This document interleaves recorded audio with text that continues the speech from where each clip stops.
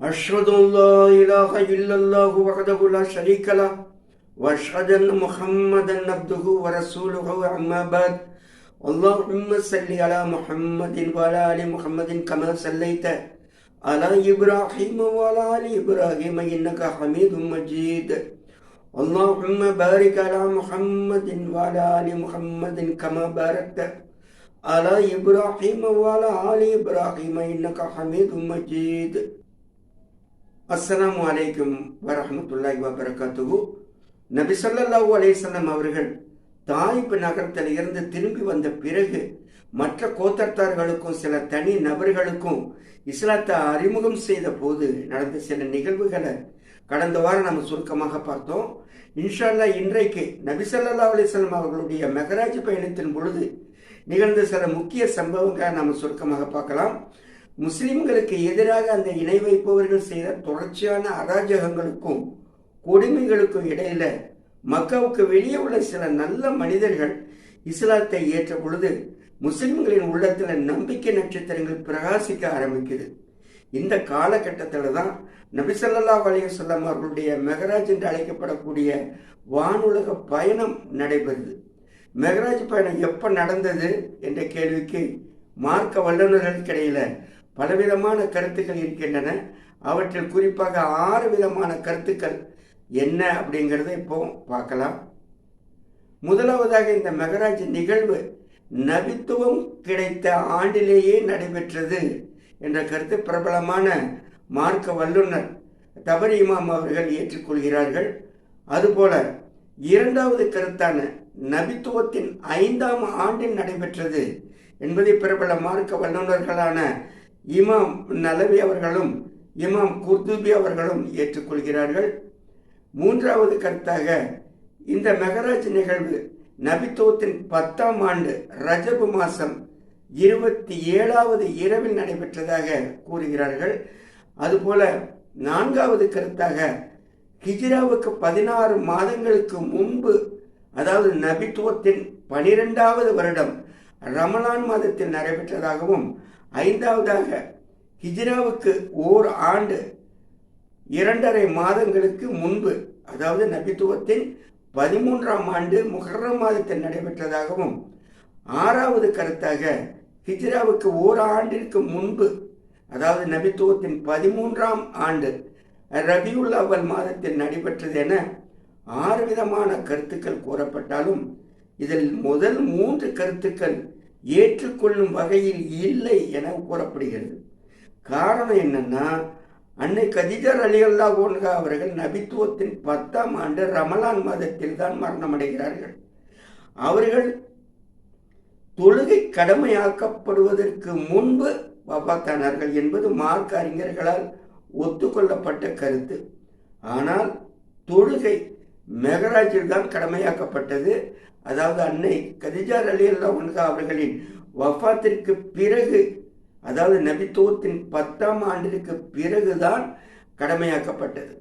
இந்த காரணங்களினால் முதல் 3 கருத்துக்கள் ஏற்றுக்கொள்ளக்கூடியவைகளாக இல்லை என்று கருதப்படுகிறது. அடுத்த 3 கருத்துக்களில் எந்த கருத்து மிக ஏற்றமானது என்பதற்கும் சரியான ஆதாரங்கள் கிடைக்கவில்லை என மார்க்க அறிஞர்கள் கூறுகிறார்கள். ஆனால் 17வது அத்தியாயம் சூரா இஸ்ராவின் கருத்துக்களை நன்கு ஆய்வு செய்யும் பொழுது மெஹராஜ் சம்பவம் மக்கா வாழ்க்கையின் இறுதியில் தான் நடைபெற்றிருக்க வேண்டும் என்ற கருத்தும் வலியுறுத்தப்படுகிறது. ஆனால் அல்லாஹ் ஒருவனே நன்கு அறிந்தவன்.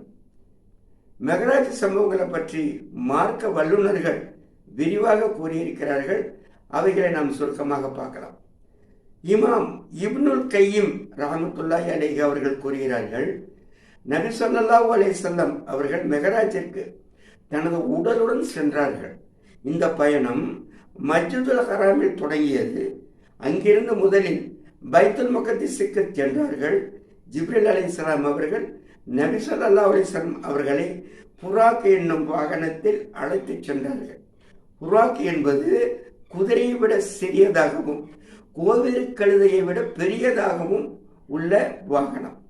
இது விசேஷமாக நபி ஸல்லல்லாஹு அலைஹி வஸல்லம் அவர்களுக்கு வானுலக பயணம் செல்ல பயன்படுத்தப்பட்டது. பைத்துல் முகத்திற்கு சென்றவுடன் புராக் என்னும் வாகனத்தை மஸ்ஜிதுல் அக்ஸாவினுடைய கதவின் வளையத்தில் கட்டிவிட்டு நபிமார்கள் அனைவருக்கும் இமாமாக நின்று நபி ஸல்லல்லாஹு அலைஹி வஸல்லம் அவர்கள் தொழுகை நடத்தினார்கள். பிறகு பைத்துல் முகத்திஸிலிருந்து முதல் வானத்திற்கு ஜிப்ரீல் அலைஹிஸ்ஸலாம் அவர்கள் நபி ஸல்லல்லாஹு அலைஹி வஸல்லம் அவர்களை அழைத்து சென்றார்கள். நபி ஸல்லல்லாஹு அலைஹி வஸல்லம் அவர்களுக்காக ஜிப்ரீல் அலைஹிஸ்ஸலாம் அவர்கள் அந்த முதல் வானத்தின் கதவை திறக்க சொன்னவுடன் அவர்களுக்காக கதவு திறக்கப்பட்டது. அங்கு ஆதம் அலைஹிஸ்ஸலாம் அவர்களை சந்தித்து ஒருவருக்கொருவர் சலாம் கூறிக்கொண்டார்கள். ஆதமின் வலப்புறத்தில் நல்லோர்களின் உயிர்களையும் இடப்புறத்தில் கெட்டவர்களின் உயிர்களையும் அல்லாஹ் நபி ஸல்லல்லாஹு அலைஹி வஸல்லம் அவர்களுக்கு காண்பித்தான். பிறகு இரண்டாவது வானத்திற்கு அழைத்து செல்லப்பட்டார்கள். அங்கு யஹ்யா அலைஹிஸ்ஸலாம், ஈசா அலைஹிஸ்ஸலாம் ஆகியோரை சந்தித்தார்கள். அவர்கள் சலாம் கூறிக்கொண்டார்கள். அங்கிருந்து மூன்றாவது வானத்திற்கு அழைத்து செல்லப்பட்டார்கள். அங்கு யூசுப் அலைஹிஸ்ஸலாம் அவர்களை சந்தித்து சலாம் கூறிக்கொண்டார்கள். அதுபோல் நாலாவது வானத்தில் இத்ரிஸ் அலைஹிஸ்ஸலாம் அவர்களையும் ஐந்தாவது வானத்தில் ஹாரூன் அலைஹிஸ்ஸலாம் அவர்களையும் சந்தித்து ஒருவருக்கு ஒருவர் சலாம் கூறிக்கொண்டார்கள்.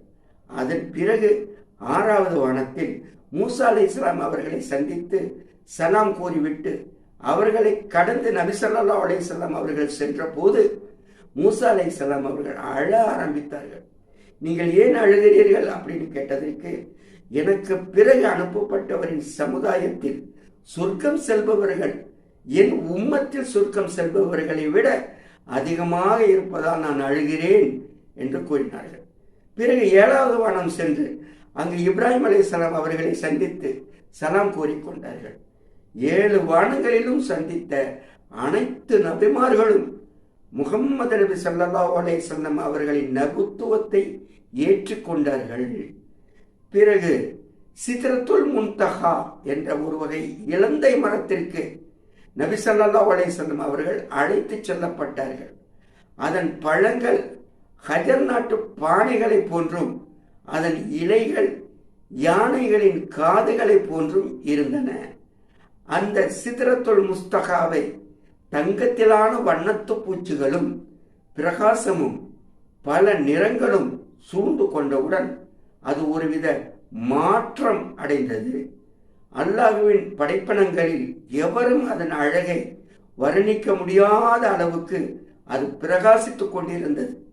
பிறகு அங்கிருந்து அல்லாஹ்வால் 7வது வானத்தில் அவனை மலக்குகள் வணங்குவதற்காக ஏற்படுத்தப்பட்ட இறை இல்லமான பைத்துல் மஅமூர் என்ற இடத்திற்கு நபி ஸல்லல்லாஹு அலைஹி வஸல்லம் அவர்கள் அழைத்து செல்லப்பட்டார்கள். அதில் ஒவ்வொரு நாளும் 70,000 மலக்குகள் நுழைகிறார்கள். ஒரு முறை நுழைந்தவர்கள் மீண்டும் அங்கு நுழைவதில்லை. பிறகு சொர்க்கத்திற்கு அழைத்து செல்லப்பட்டார்கள். அங்கு முத்து வளையங்கள் இருந்தன. சொர்க்கத்தின் மண் கஸ்தூரியாக இருந்தது. பிறகு அங்கிருந்து அதற்கு மேல் அழைத்து செல்லப்பட்டார்கள். அங்கு எழுதுகோள்களின் சப்தங்களை கேட்டார்கள். பிறகு அல்லாஹ்விடம் அழைத்து செல்லப்பட்டார்கள். சேர்ந்திருக்கும் 2 வில்களைப் போல் அல்லது அதைவிட சமீபமாக அல்லாஹ்வை அவர்கள் நெருங்கினார்கள். அல்லாஹ் நபி ஸல்லல்லாஹு அலைஹி வஸல்லம் அவர்களுக்கு பல விஷயங்களை அறிவித்துக் கொடுத்தான். 50 நேர தொழுகைகளை அவர்கள் மீது கடமையாக்கினான். நபி ஸல்லல்லாஹு அலைஹி வஸல்லம் அவர்கள் திரும்பி வரும்போது மூசா அலைஹிஸ்ஸலாம் அவர்களை சந்தித்தார்கள். மூசா அலைஹிஸ்ஸலாம் தங்கள் இறைவன் தங்களுக்கு என்ன கடமையாக்கினான் என்று கேட்டார்கள். அதற்கு நபி ஸல்லல்லாஹு அலைஹி வஸல்லம் அவர்கள் 50 நேர தொழுகையை கடமையாக்கினான் என்று பதில் சொன்னாங்க. மூசா அலைஹிஸ்ஸலாம் அவர்கள், நீங்கள் திரும்ப சென்று உங்கள் இறைவனிடம் இதை குறைக்க சொல்லுங்கள் அப்படின்னு சொன்ன உடனே நபி ஸல்லல்லாஹு அலைஹி வஸல்லம் அவர்கள் ஆலோசனை கேட்பது போன்று ஜிப்ரீல் அலைஹிஸ்ஸலாம் அவர்களை பார்க்குறாங்க. இப்போ ஜிப்ரீல் அலைஹிஸ்ஸலாம், நீங்கள் விரும்பினால் அப்படியே செய்யுங்கள் என்று சொன்ன உடனே நபி ஸல்லல்லாஹு அலைஹி வஸல்லம் அவர்கள் அதை ஏற்றுக்கொண்டு அல்லாஹ்விடம் திரும்ப சென்றார்கள். அல்லாஹ் 10 நேர தொழுகைகளை குறைத்தான். திரும்பும் பொழுது மறுபடியும் மூசா அலைஹிஸ்ஸலாம் அவர்களை சந்திக்கிறாங்க. மூசா அலைஹிஸ்ஸலாம் அவர்கள் மீண்டும் குறைத்து வர ஆலோசனை சொல்றாங்க.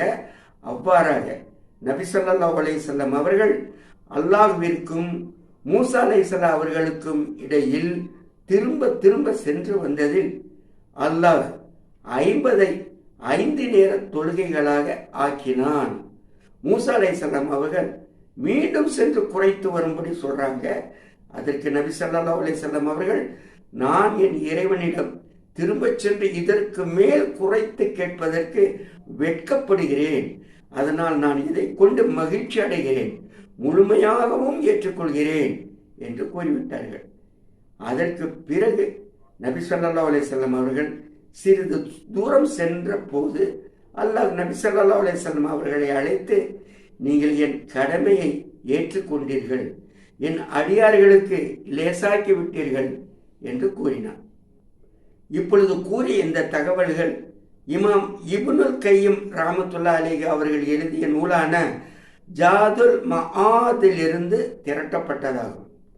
மெஹராஜின் போது நபி ஸல்லல்லாஹு அலைஹி வஸல்லம் அவர்கள் அல்லாஹ்வை பார்த்தார்களா என்பதில் சில மாறுபட்ட கருத்துக்கள் இருந்தாலும், மார்க்க அறிஞர் இப்னு தமியா ரஹ்மத்துல்லாஹி அலைஹி போன்ற பிரபலமான மார்க்க அறிஞர்களின் கருத்துக்களை இவ்விஷயத்தில் ஆராய்ந்து இமாம் இப்னுல் கையிம் ரஹ்மத்துல்லாஹி அலைஹி அவர்கள் கூறிய கருத்துக்கள் என்னவென்றால், நபி ஸல்லல்லாஹு அலைஹி வஸல்லம் அவர்கள் அல்லாஹ்வை கண்கூடாக பார்க்கவில்லை. அவ்வாறு பார்த்ததாக எந்த நபி தோழரும் கூறவில்லை. ஆனால் இப்னு அப்பாஸ் ரலியல்லாஹு அன்ஹு அவர்களின் மூலமாக 2 அறிவிப்புகள் வந்துள்ளன. அதில் ஒன்று, நபி ஸல்லல்லாஹு அலைஹி வஸல்லம் அவர்கள் அல்லாஹ்வை பார்த்தார்கள். இரண்டாவது, நபி ஸல்லல்லாஹு அலைஹி வஸல்லம் அல்லாஹ்வை உள்ளத்தால் பார்த்தார்கள். அதே நேரத்தில் மற்ற நபி தோழர்கள் அல்லாஹ்வை நபி ஸல்லல்லாஹு அலைஹி வஸல்லம் அவர்கள் பார்க்கவில்லை என்று கூறுவது, நபி ஸல்லல்லாஹு அலைஹி வஸல்லம் அவர்கள் அல்லாஹ்வை கண்ணால் பார்க்கவில்லை என்பதாக எடுத்துக்கொள்ளலாம் என மார்க்க அறிஞர்கள் கருதுகிறார்கள். அதுபோல நபி ஸல்லல்லாஹு அலைஹி வஸல்லம் அவர்களின் இருதயம் இப்பயணத்திலும் பிளக்கப்பட்டது என்று சில அறிவிப்புகளில் வந்துள்ளது. இமாம் இப்னுல் கையிம் அவர்கள் தொடர்ந்து சொல்றாங்க, நரகத்தின் காவலாளியை பார்த்தார்கள். அவர் சிரிப்பதே இல்லை. முக மலர்ச்சியும் புன்முறுவல் என்பதும் அவரிடம் காண முடியாத ஒன்று. அவரது பெயர் மாலிக். மேலும் நபி ஸல்லல்லாஹு அலைஹி வஸல்லம் அவர்கள் சொர்க்கத்தையும் நரகத்தையும் பார்த்தார்கள். அனாதைகளின் சொத்துக்களை அநியாயமாக பயன்படுத்திக் கொண்டவர்களை பார்த்தார்கள். அவர்களுடைய உதடுகள் ஒட்டகங்களின் உதடுகள் போன்று இருந்தன. அம்மி குழவிகளை போன்ற நெருப்பு கங்குகளை அவர்களின் வாயில் தூக்கி எறியப்பட்டது. அது அவர்களின் பின் வழியாக வெளியேறி கொண்டிருந்தது. வட்டி வாங்கி வந்தவர்களையும் பார்த்தாங்க. அவர்களின் வயிறு மிக பெரியதாக இருந்ததால் அவர்கள் தங்கள் இடங்களில் இருந்து எந்த பக்கமும் திரும்புவதற்கு கூட சக்தியற்றவர்களாக இருந்தாங்க. விபச்சாரம் செய்தவர்களையும் பார்த்தார்கள். அவர்களுக்கு முன் கொழுத்த நல்ல இறைச்சி துண்டும் இருந்தது. அதற்கு அருகில் துர்நாற்றம் வீசும் அருவருப்பான மெலிந்த இறைச்சி துண்டும் இருந்தது. அவர்கள் துர்நாற்றம் வீசும் இறைச்சி துண்டுகளையே தேர்ந்தெடுத்து சாப்பிட்டார்கள். பிறகு ஆண்கள் மூலம் குழந்தை பெற்றுக்கொண்டு அதை தங்கள் கணவர் மூலம் பெற்ற குழந்தை என்று கூறும் பெண்களையும் பார்த்தார்கள். இத்தகைய பெண்கள் மார்பகங்கள் கட்டப்பட்டு அதில் அவர்கள் தொங்கிக் கொண்டிருந்தார்கள். நபி ஸல்லல்லாஹு அலைஹி வஸல்லம் அவர்கள் மெஹராஜ் போகும்போதும் வரும்போதும் மக்காவாசிகளின் வியாபார கூட்டத்தை வழியில் பார்த்தாங்க. அவர்களின் ஓர் ஒட்டகம் தவறி இருந்தது. அவர்களுக்கு நபி ஸல்லல்லாஹு அலைஹி வஸல்லம் அவர்கள் அதை காண்பித்து கொடுத்தார்கள். அவர்கள் தூங்கிக் கொண்டிருந்த போது அவர்களுடைய மூடி வைக்கப்பட்டிருந்த பாத்திரத்திலிருந்து தண்ணீரை குடித்துவிட்டு மீண்டும் அந்த பாத்திரத்தை அவ்வாறே மூடி வைத்து விட்டார்கள். அன்று இரவு விண்வெளி பயணம் முடிந்து திரும்பிய நபி ஸல்லல்லாஹு அலைஹி வஸல்லம் அவர்கள் காலையில் மக்களுக்கு இந்த பிரயாண கூட்டத்தை பற்றி கூறியது நபி ஸல்லல்லாஹு அலைஹி வஸல்லம் அவர்களின் விண்வெளி பயணம் உண்மை என்பதற்கான மிகப்பெரிய ஆதாரமாக அமைந்திருக்கிறது. இமாம் இப்னுல் கையிம் அவர்கள் தொடர்ந்து சொல்றாங்க, காலையில் நபி ஸல்லல்லாஹு அலைஹி வஸல்லம் அவர்கள் தங்கள் கூட்டத்தாரிடம் அல்லாஹ் தனக்கு காண்பித்த இந்த மாபெரும் அத்தாட்சிகளை அறிவிக்கிறாங்க. இதை கேட்ட அந்த மக்கள் முன்பை விட அதிகமாக அவர்களுக்கு நோவினையும் தொந்தரவும் கொடுத்து வந்ததோடு இவர் பெரும் பொய்யர் அப்படின்னு சொல்ல ஆரம்பிச்சிடுறாங்க. உங்கள் பயணம் உண்மையானதாக இருந்தால் எங்களுக்கு பைத்துல் முகத்தஸின் அடையாளங்களை சொல்லுங்க அப்படின்னு கேட்ட உடனே அல்லாஹ் தஆலா நபி ஸல்லல்லாஹு அலைஹி வஸல்லம் அவர்களின் கண்முன் பைத்துல் முகத்தஸை காண்பிக்கின்றார். இப்பொழுது நபி ஸல்லல்லாஹு அலைஹி வஸல்லம் அவர்கள் அந்த மக்கள் கேட்ட அடையாளங்களை அப்படியே சொல்றாங்க. அதில் எதையும் அந்த மக்களால் மறுக்க முடியல. அதுபோல நபி ஸல்லல்லாஹு அலைஹி வஸல்லம் அவர்கள் மெஹராஜ் போகும் வழியில் சந்திச்ச அந்த வியாபார கூட்டத்தை பற்றியும் அது எப்போது மக்காவுக்கு வரும் அப்படிங்கிறத பற்றியும் காணாமல் போன அவர்களுடைய ஒட்டகத்தை பற்றியும் அந்த மக்கா வாசிகளுக்கு அறிவிக்கிறாங்க. நபி ஸல்லல்லாஹு அலைஹி வஸல்லம் எவ்வாறு கூறினார்களோ அதில் அணு அளவும் பிசராம அப்படியே நடந்திருக்கு அப்படிங்கிறத அந்த இணை வைப்பு குறைஷிகள் உறுதிப்படுத்துறாங்க. இவ்வளவு அத்தாட்சிகள் அந்த இணை வைப்பவர்களுக்கு கொடுத்தும் வழக்கம் போல அந்த உண்மைகளை ஏற்றுக்கொள்ளாமல் நிராகரித்து விட்டார்கள். மக்கள் எல்லாரும் இந்த நிகழ்வை பொய்தான் அப்படின்னு மறுத்து சொன்ன போது அபூபக்கர் ரலியல்லாஹு அன்ஹு அவர்கள் இந்த நிகழ்ச்சியை உண்மை என்றும் சத்தியம் என்றும் ஏற்றுக்கிறாங்க. அதனால தான் அவர்கள் சித்தீக், அதாவது வாய்மையாளர் என்று அழைக்கப்பட்டார்கள். நபி ஸல்லல்லாஹு அலைஹி வஸல்லம் அவர்களின் இந்த வானுலக பயணத்தை பற்றி அல்லாஹ் அல் குர்ஆனில் சூரா பனி இஸ்ராயில் 17வது அத்தியாயத்தின் முதல் வசனத்தில் மட்டும்தான் குறிப்பிடுகிறான். அல்லாஹ் மிக பரிசுத்தமானவன். அவன் முஹம்மது ஸல்லல்லாஹு அலைஹி வஸல்லம் என்னும் தன் அடியாரை காபாவாகிய சிறப்புற்ற பள்ளியிலிருந்து வெகு தூரத்தில் இருக்கும் பைத்துல் முகத்தஸில் உள்ள மஸ்ஜிதுல் அக்ஸாவிற்கு ஒரே இரவில் அழைத்து சென்றார். அவ்வாறு அழைத்து சென்ற நாம் அதனை சூழ உள்ளவை சிறப்புற்று ஓங்க அபிவிருத்தி அடைய செய்திருக்கிறோம். நம் அத்தாட்சிகளை அவருக்கு காண்பிப்பதற்காகவே அங்கு அழைத்து சென்றோம். நிச்சயமாக உங்கள் இறைவன் செவியேற்பவனாகவும் உற்று நோக்குபவனாகவும் இருக்கிறான். இஸ்லாமிய சமுதாயத்திற்கு அடிப்படையான கொள்கைகள், ஒழுக்கங்கள், கலாச்சாரங்கள் எப்படி அமைய வேண்டும் என்பதற்கு ஆதாரமாக இந்த மெஹராஜ் நிகழ்வு அமைந்திருக்கிறது என்று மார்க்க வல்லுநர்கள் கூறுகிறார்கள். அல்ஹம்துலில்லாஹ். இதன் தொடர்ச்சியாக நபி ஸல்லல்லாஹு அலைஹி வஸல்லம் அவர்களோடு மதீனாவாசிகள் அகபாவில் செய்து கொண்ட முதல் ஒப்பந்தம் பற்றிய செய்திகளை இன்ஷா அல்லாஹ் அடுத்த வாரம் நாம் சுருக்கமாக பார்க்கலாம். இப்பொழுது எதை நாம் கேட்டோமோ அதை புரிந்து கொண்டு நாம் அதை நினைவில் வைத்துக் கொள்ளும் சக்தியை வல்ல ரஹ்மான் நமக்கு தந்துருள் புரிவானாக. அஸ்ஸலாமு அலைக்கும் வ ரஹ்மத்துல்லாஹி வ பரகாத்துஹு.